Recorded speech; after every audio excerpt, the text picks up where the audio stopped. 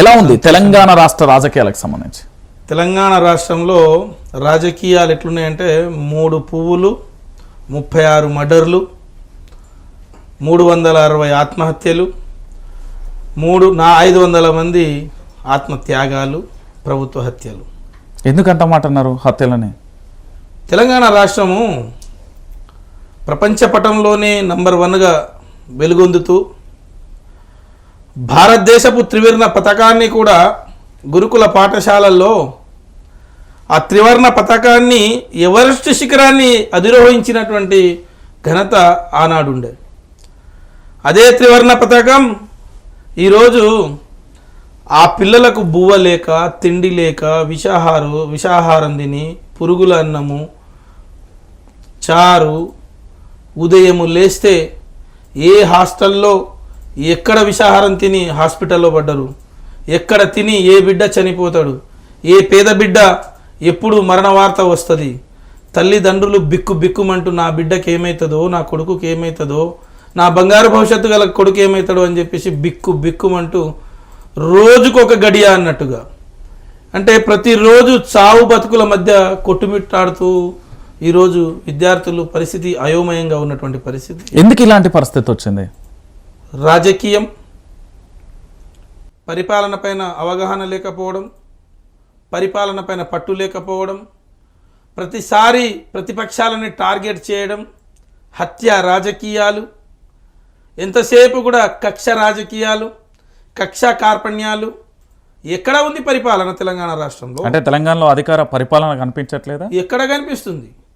ఏడ కనిపిస్తుంది? మరి గతంలో కనిపిస్తే కాల్చివేత ఉండే, ఈరోజు కనిపిస్తే అరెస్టులు, కనిపిస్తే కేసులు, కనిపిస్తే జైళ్ళు, కనిపిస్తే లాకప్ డెత్తులు, కనిపిస్తే అరెస్టులు, కనిపిస్తే ఎవడొస్తుండో దొంగల మాదిరిగా పోలీసు వాళ్ళు వచ్చి దొంగల మాదిరిగా ఈరోజు ఎవడొస్తున్నాడో ఏం చేస్తున్నాడో అరెస్ట్ ఇంటికి కాగితాలు పంపించి అరెస్ట్ వారెంట్లు పంపించకుండా, నోటీసులు ఇవ్వకుండా, అసలు ఎక్కడ ఎవరిని ఎత్తుకోపోతున్నారు? వాళ్ళు దొంగల, లంగల, పోలీసుల, మంచోల తెలియని పరిస్థితి, అనిశ్చితి అయిపోయింది. ఇది తెలంగాణ రాష్ట్రం మరో బీహార్ లాగా, తెలంగాణ రాష్ట్రం దారి దోపిడీ దొంగల చేతిలో ఇచ్చినట్టు అయిపోయింది. తెలంగాణ రాష్ట్రం ఈరోజు ఏమైపోయింది? ఎక్కడ చూసినా ప్రతిపక్షంలో ప్రతిపక్ష నాయకులకు కేసులు, ప్రశ్నించే గెంతుకులపైన కేసులు, ఈరోజు సినిమా ఇండస్ట్రీ పైన కేసులు, ఈరోజు ఎక్కడ తీసుకున్నా ఏ వ్యవస్థది, రైతులను తీసుకుంటే కేసులు, ఎస్సీలను తీసుకుంటే, ఎస్టీలను తీసుకుంటే, బీసీలను తీసుకుంటే కేసులు, ప్రజా సంఘాల నాయకులపైన కేసులు, అధికార పార్టీకి సంబంధించిన మాటలు విననిపోయిన నాయకులు, ప్రతిపక్షం అయితే చెప్పనే అక్కర్లేదు. ఎక్కడుంది తెలంగాణ రాష్ట్రంలో పరిపాలన? ఏడ ఉంది తెలంగాణ రాష్ట్రంలో పరిపాలన?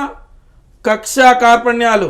తెలంగాణ రాష్ట్రంలో అంటే ఈ ఒక్క సంవత్సరంలో 365 రోజుల్లో ఎన్ని మానభంగాలు జరిగినాయి, ఎన్ని హత్యలు జరిగినాయి, నడి రోడ్డులో ఎంతమందిని నరికి చంపుతా ఉన్నారు, నడి రోడ్డులో ఆడబిడ్డల యొక్క మాన ప్రాణాలను ఏ రకంగా హరించేస్తున్నారు, నడి రోడ్డులో మీరు చెప్పేటి అన్ని కేవలం 365 రోజుల్లోనే అయినాయా?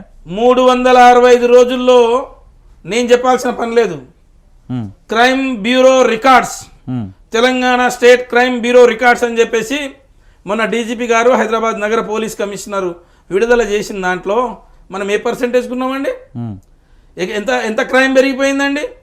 సంవత్సర కాలపు వార్షిక నివేదిక ఇచ్చిన దాంట్లో నేను ఇవ్వలేదు, మా రంజిత్ రెడ్డి ఇవ్వలేదు, మాకు సంబంధించిన ప్రతిపక్ష నాయకులు ఇవ్వలేదు, 4th ఎస్టేట్ ఇవ్వలేదు, మీడియా ఇవ్వలేదు. ఇచ్చింది ప్రభుత్వం అధికారిక గణాంకాలతో ఇచ్చారు.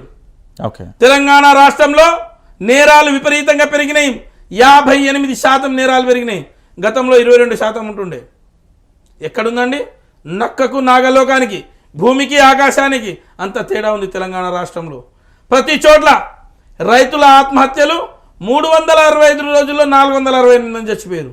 సగటుగా రోజుకు 2 చేస్తున్నారు. అంటే 365 రోజులలో కాంగ్రెస్ ప్రభుత్వం ఇక్కడ పరిపాలన రావట్లేదా, లేకపోతే కావాలని చెయ్యాలని కుట్రపూరితంగా ప్రభుత్వం అయితే చేయదు కదా, ఎందుకు ఇలా జరుగుతుంది? మరి నేనేమంటున్నా అంటే, చేతకాని దద్దమ్మ సన్యాసి, చేతకాని నాయకుడు ఉంటే ఈ రకంగానే జరుగుతుంది. ఎవరా నాయకుడు? మరి సాక్షాత్తు ముఖ్యమంత్రి, ఈ తెలంగాణ రాష్ట్ర ముఖ్యమంత్రి రేవంత్ రెడ్డి గారికి పరిపాలన పైన అవగాహన లేదు. పరిపాలన ఏ రకంగా చేయాలో. అంటే అవగాహన లేదే ముఖ్యమంత్రి అయ్యారు రేవంత్ రెడ్డి. ఏం అవగాహన ఉందండి?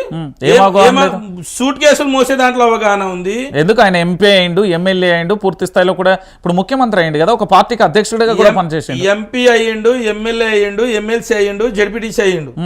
అవడమే కాదు, ప్రజలను ఏ రకంగా మోసం చేయాలనో చేసిండు, రియల్ ఎస్టేట్లో ఎట్లా మోసం చేయాలనో చేసిండు, ప్రజలను ఏ రకంగా తొక్కుకుంటా పైకి రావాలనో, మనుషులను తొక్కుకుంటా, ఆయనే చెప్పిండు, నేను చెప్పలే, తొక్కుకుంటా ఏ రకంగా పోవాలనో చెప్పిండు. ఇప్పుడు రోజు ఆయన చేసింది ఏంటంటే పేగులు మెళ్ళేసుకుంటున్నాడు.